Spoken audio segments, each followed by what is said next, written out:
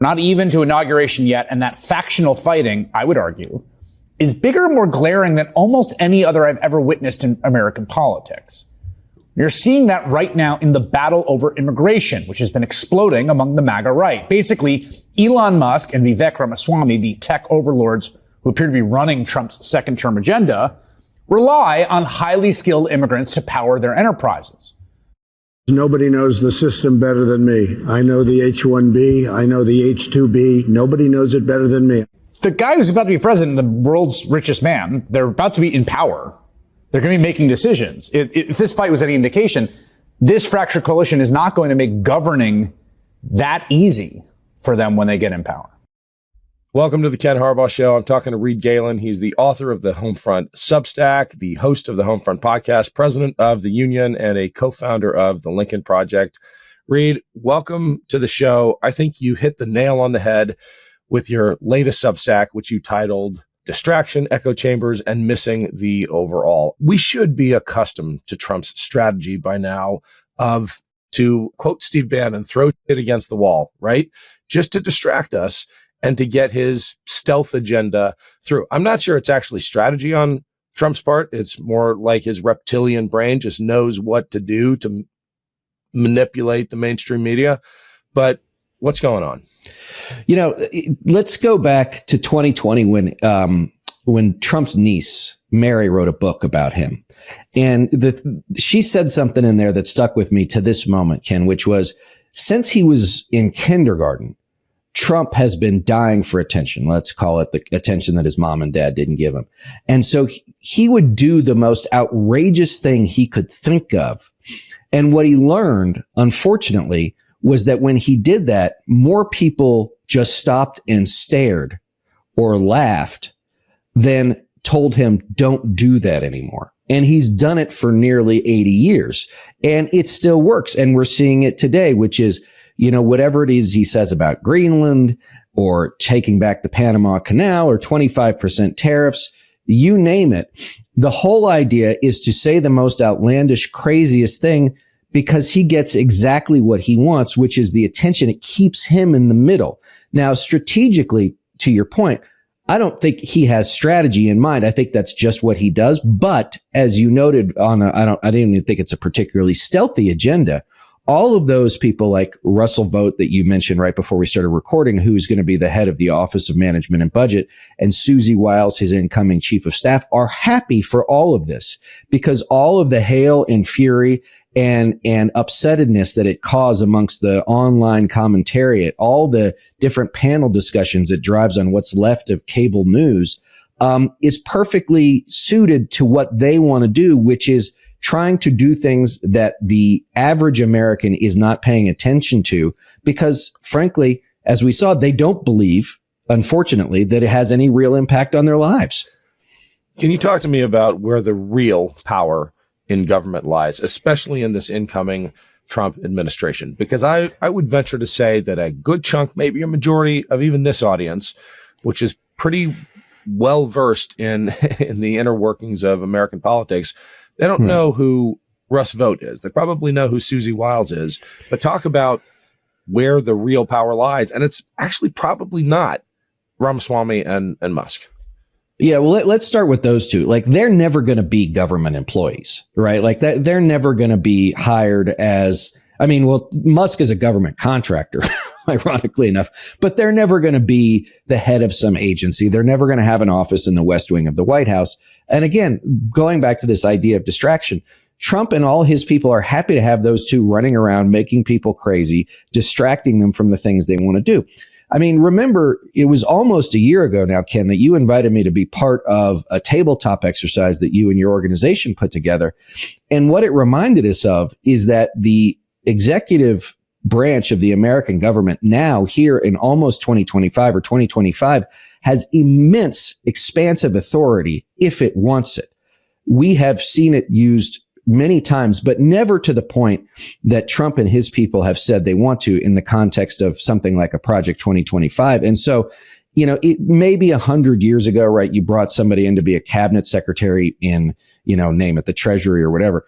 But for the most part, everything starts and ends with the White House. Everything starts and ends with the West Wing. I mean, even when I worked in the Bush administration 20 plus years ago, Ken, right? Every morning there was a chiefs of staff phone call where the cabinet secretary of the White House told everybody what the message of the day was or what they should be saying, right? So like the centralized authority of the government is not new. The difference is that the things that, as I've said about Project 2025, the things that the incoming Trump administration wants to focus on are those things that can control people. And the things that they want to diminish are the things that typically we have thought of as helping people. And so that's really where they can decide, okay, so let's take OMB. Just to be very, very nerdy for a second.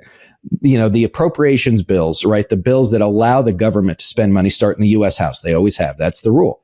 So they say, okay, we're going to spend $500 on this toilet seat for the Air Force. The Senate approves it, right? It gets signed by the president. Now that's a directive to the Treasury and to OMB, the Office of Management and Budget, to spend that money.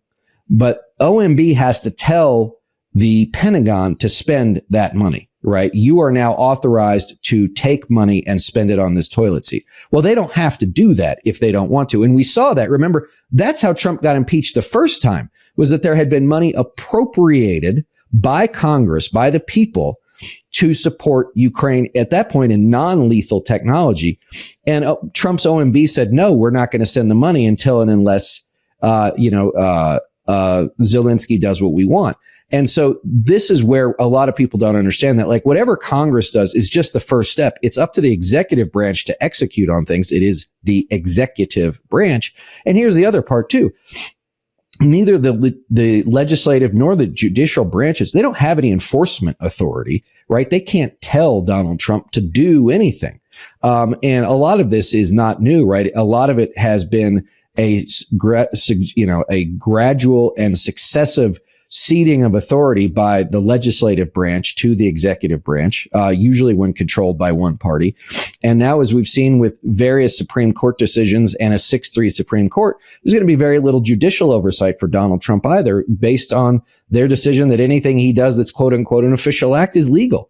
And so that's the other part too, is, somebody said this to me, it might have been George Conway. You go back to the plumbers of Richard Nixon in the early 70s, right? Those guys were all paid by the campaign because they didn't want them in the White House anymore. Well, now you'd actually put them in the White House because that would give them a protection that they might not otherwise have, because Donald Trump said, I told these people to do this. It's an official act. And so I'm sorry to be on such a digression about nerdy government mechanics, but it matters. And while we are screaming about Matt Gaetz or Elon Musk or H-1B visas, all this other stuff, all the things that you described and you laid out in your tabletop exercise a year ago, and what I've just laid out, go by the wayside because it's too much. And that's the last piece of it, which is, as Bannon said, just throw as much at the wall, distract, exhaust, and people can't keep up. And that's also part of what authoritarian movements do. And Congress can't keep up either. You make this point in your Substack that Project 2025 is predicated on the broad exercise of executive authority. And I think your phrase is congressional approval is the cherry on top, not the sundae itself. I mean, Trump doesn't really care about Congress. So all this hand wringing over how slim or how padded the Republican majority is. I mean, when you look at OMB, it doesn't really go to Congress for approval for much. No. Nor should. I mean, and that's not how it works, right? Congress says, go spend this money or create this program or whatever. And then it's up to OMB and the other executive organs to figure out how to make all that stuff happen. That's not to mention the fact that who knows, Ken, how much money was appropriated and is sitting in Treasury waiting to be spent by the Biden administration, that OMB could say, okay, we were going to spend $1 billion over there based on this. Now we're just going to go spend it over there. And Congress can say, no, you can't. Okay, great. What are you going to do? Right? What are you going to do? You're going to arrest me? And so I think that's the other part too, is you remember that, and this would be something personal to you and other veterans, is that in Trump's first term, remember that when Congress wouldn't appropriate money for the wall, they reprogrammed hundreds of millions of dollars in DoD funds for the purpose. And I happened to be on a tour of an Air Force base where the base commander was saying, yeah, we're all taking a haircut and now we have to figure out how to do the same things we did with less money because this is happening. They didn't ask Congress for permission to do that. They just did it. It's Ken Harbaugh. Quick break here to let you know that we'd love to hear from you. Your comments, suggestions, thoughts about future topics and guests.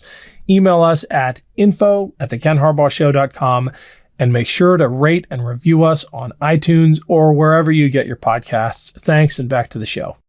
What do you think this brewing civil war within MAGA over the immigration visas can teach us? Because for all the attention that is being paid to Ramaswamy and Musk and their tweets and their history of hypocrisy on issues like this, the real power is going to lay with the Tom Homans and the Steve Millers, and it feels like they are set up to move extremely quickly in the first 100 days. They have the support of the base. Their whole theory of change is apparently do as much as possible before the American people get wise and before the law can catch up with us. Well, I think that's right. And let me just speak to the MAGA infighting. And I wrote this in the piece and I've said it many times, Ken, is that the only people MAGA hates more than you and me are each other. It is a nest of viper, and it is a viper's nest that frankly Trump encourages, right? Like so many, demagogues throughout history, he's happy to have everybody fighting with each other so long as that leaves him in the primary position. And he's no different. And so he's happy for all this because it makes sure that everybody's off balance. It makes sure that everybody's coming to him ultimately for approval. And he'll say yes to Ken, no to Reed on one day, yes to Reed, no to Ken on the next day. And then of course that is the way he maintains control, but also it is chaotic. And look, the federal government is a massive battleship, right? And to move it 1 degree off of center line is a huge deal. These guys want to treat it like a speedboat. Maybe they can, but there are impacts that occur. Also, as you know, as a veteran, who's the person who said, no plan survives first contact with the enemy, right? At some point, something is going to happen either internally to the administration or externally just out in the world, that will slow something up.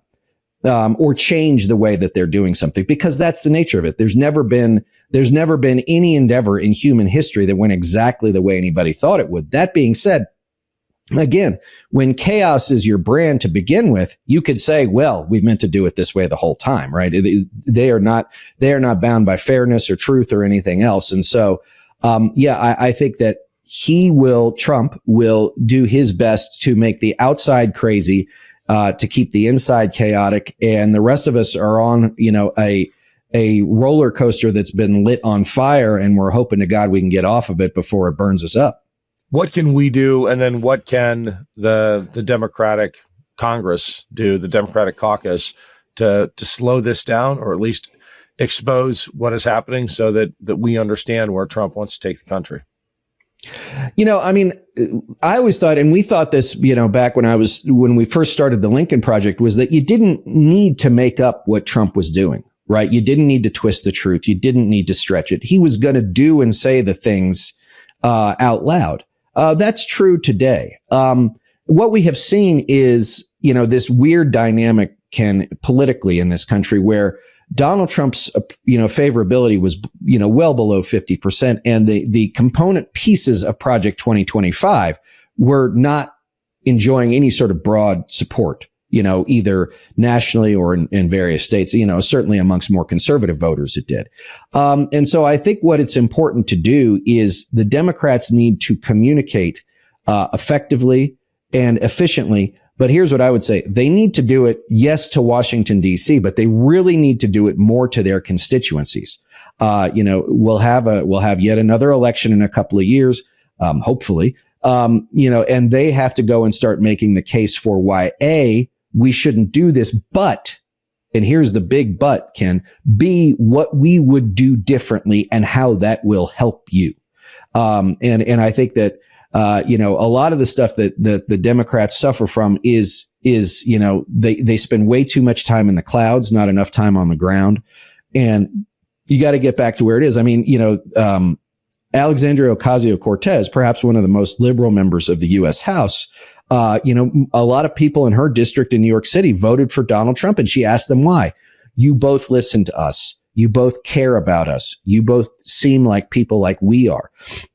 These two people could not be further apart on what's left of the left-right political spectrum in this country, but they both offered voters something that they could hold on to. And I think it's really important for Democrats to understand that is you have to go out and make the case. I mean, I gave a speech to the South Orange County Democratic women out in California right after the election. I said, for those of us, look, I'm not a Democrat. I'm not going to be a Democrat, Ken, but for those of us who still believe that the country can and should do better, we have to get out of the yes, we have to call out the worst of Trump's transgressions and do what we can individually and collectively to slow them down. But also we have to build the alternative. Okay, if it's not going to be him, what's it going to be? Because just the absence of him, as we saw in 2024, isn't enough. It's not enough to say we don't like him. And I thought it was enough. I thought it was enough just to drive his numbers down. And that would be enough because the Democrats would come home. But let's be clear. Let's be candid, Ken. Like Trump won because base Democratic voters didn't show up. That's why he won, not because he had some broad mandate from the American people, but because when Democrats could choose to vote for Kamala Harris, they didn't. And that's a real problem. And I think look, I believe that the Democratic Party is due for a reckoning, and I think it should be loud and ugly and all this other stuff. But the truth is that the Democrats have a lot of soul searching to do to figure out how to get those people who stayed home to show up, because I'll just tell you this: democracy, right? It's on the rocks already, literally and figuratively. But the opposition party, the party out of power, the Democrats, and those of us again who are in the fight, we've been pushed onto the beach here, right? We can't afford to lose many more places. We can't afford to lose many more seats. We can't afford to lose many more states. And now we have to go back and start talking to people in places like Missouri and places like Nebraska and places like, maybe not in Arkansas, but places, Ohio, right? Yeah. Places that had a longstanding tradition of electing even conservative Democrats, and Democrats just, once they lost, they ceded the field. Can't do that anymore. Yeah. Well, we've done that not just geographically, but with entire demographics. I'm thinking of how proud we were to stiff arm, for example, Joe Rogan's audience. I mean, that's not this audience. I'm not speaking to them through the MeidasTouch network, but I think he had something like 80 million people watch that interview with Donald Trump. And it was almost a point of pride for Democrats to say, not only are we going to reject Joe Rogan, but we're going to reject anyone who listens to Joe Rogan, which is a real tragedy because and assuming most of that audience is young men today, broadly speaking, actually believe in climate action and common sense gun reform and marriage equality, yet they vote Republican because, in my mind, we haven't met them where they are. We haven't talked to them. So Democrats have to do much better at that. And I think we'll find that there's a receptive audience. Well, I think that's right. I mean, a friend of mine has a daughter who's at law school in Austin, Texas. And I was talking to her last fall, and she said, look, I've got a lot of young guys, white guys mostly, in my class. And she said they're not necessarily Donald Trump fans, but they think the Democratic Party hates them. Well, I mean, you want to go to just let's make it fun, right? Would you go to a party where everybody said, why are you here? Right? You wouldn't stick around very long. Right. And I think, take Rogan Rogan is a guy who hosted a game show on NBC, 25 years ago where people ate cockroaches. So let's be clear, he's no great social commentary guy, right? He's just somebody who's entertaining. And I think, but here's the other part too, that I think is hard sometimes for Democrats to understand is the guys like Rogan and even the Republicans, they'll take anybody. They'll take anybody. If you're crazy, they'll take your crazy. If you are willing to agree with them on one thing, right, they'll take you.